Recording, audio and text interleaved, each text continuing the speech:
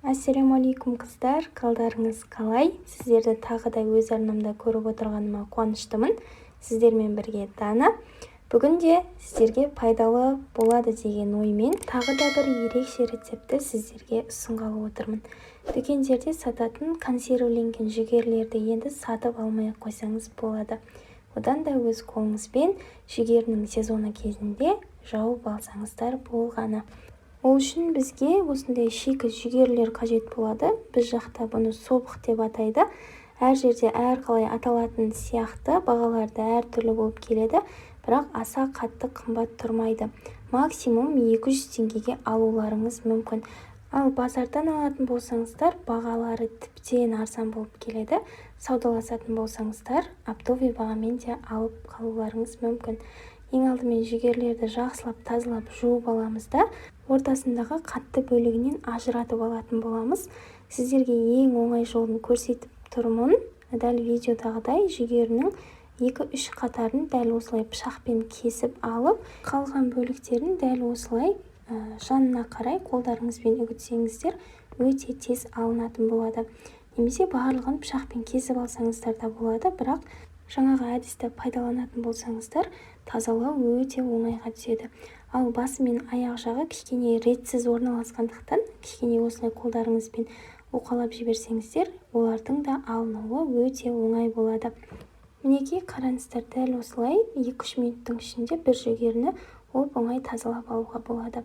Барлығын тазалап алғаннан кейін темір ыдысымызға жүгерлерімізді саламыз.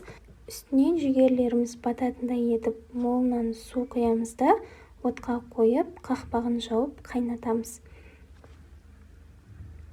Осылай қайнап шыққаннан кейін шамада 20-25 минуттай қайнатсаңыздар, жүгерлеріңіз толықтай пісіп қалады.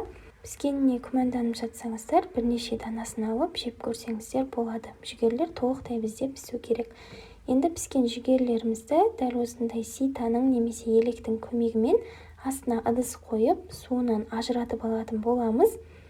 Осылай құйғаннан кейін бір 5 минутқа қалдырсаңыздар, суы толықтай ағып кетеді. Енді жүгерлерімізді банкаларымызға саламыз. Мен мұнда 500 мл банканы пайдаланып жатырмын. Банкаларды міндетті түрде жақсылап жуып, қайнап тұрған ыстық суда залалсыздандырып алуды ұмытпаңыздар. Сол кезде жүгерлеріңіз атылмай, жақсы сақталатын болады. Жүгерлерді салған кезде қатты тым толтырып жібермеңіздер.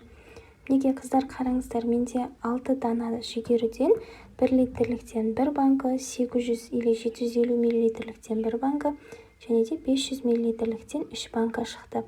Енді үстінен қант салып шығамыз.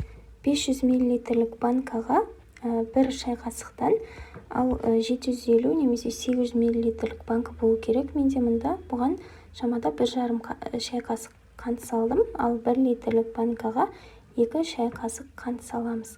Сонда 500 мл банкаға 1 шай қасықтан есептелінеді.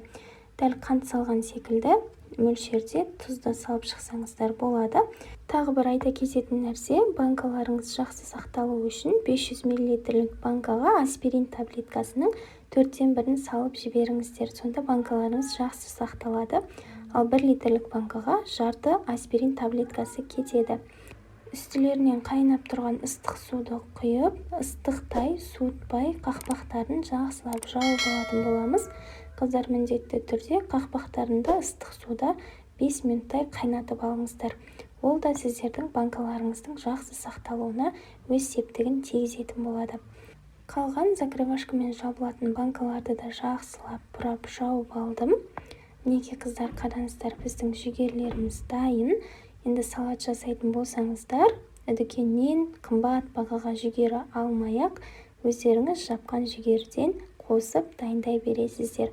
Соңына қарай банкаларды осылай дөңгелетіп, қақпақтарының дұрыс, толықтай жабылғанын тексеріп аламыз.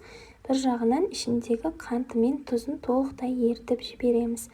Осылай төңкеріп, жылы сүлгімен немесе одеялмен орап, бір күнге қалдырамыз.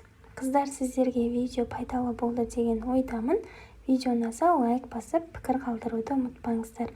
Алдағы уақытта жақсы видеолармен бөлісемін.